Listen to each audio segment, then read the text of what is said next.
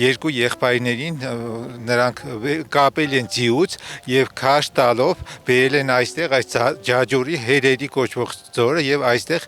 գլորել են ձորը եւ այրել են, այդ թվում նաեւ մեր գյուղից 80 հոգու։ Ջարդի ձորում սպանված մոտ 12000 անմեղ զոհերից մեկի պատմությունն է։ Ապրիլի 24-ի վաղ առավոտից Շիրակի մարզի հերերի ձորը, որը հայտնի է նաեւ Ջարդի ձոր անունով, մարդաշատ է։ Հայոց ցեղասպանության զոհերի հիշատակի օրը ծաղիկների խոնարհման եւ նահատակների հիշատակի խնկարկման են եկել ինչպես Շիրակի ու Լոռու, այնպես էլ հանրապետության տարբեր մարզերից։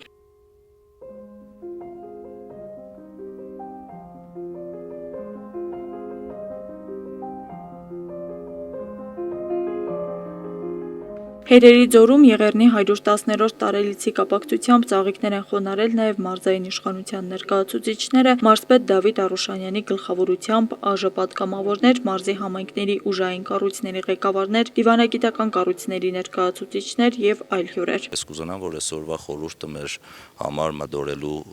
տեղ լինի եւ մենք ոչ թե շարունակենք ողբալ, այլ շարունակենք ապրել, մտածել, թե որ մեր սխալների ինչ պատճառով է ամեն ինչը տեղի ունեցել, նաև մեծ եղեռնը տեղի ունեցել պետություն ու պետականություն չունենալու պատճառով։ Եվ այսօրը ես կուզենամ, որ յուրաքանչյուր մարդ, որը գալիս է այստեղ, շարունակի սիրել Հայաստանի Հանրապետությունը եւ յուրաքանչյուր մարդ մտածի ինչեր է անելու պետություն ու պետականությունը պահպանելու համար։ Սա Արևելյան Հայաստանի միակ տարածքն է, որտեղ թուրքերն իրականացրել են հայերի զանգվածային ջարդեր։ Ներկա պաշտոնյաները կարևորեցին պատմությունից դասեր քաղելը։ Մենք պետք է մեր պատմությունից դասեր քաղենք, հասկանանք ինչի համար է եղել, որպեսզի հետագայում թույլ չտանք սխալներ։ Մենք պետք է ունենանք պետականություն, ամուր բանակ, համերաշխ միասնական հասարակություն, մեր երեխաներին դաստիարակենք պետականամետ մտածելակերպով,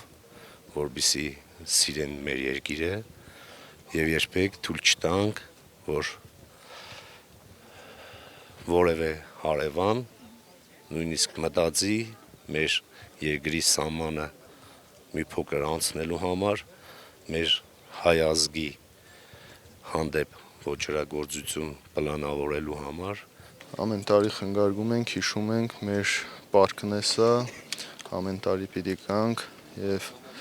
110 տարի էլ անց թուրքը մնում է թուրք,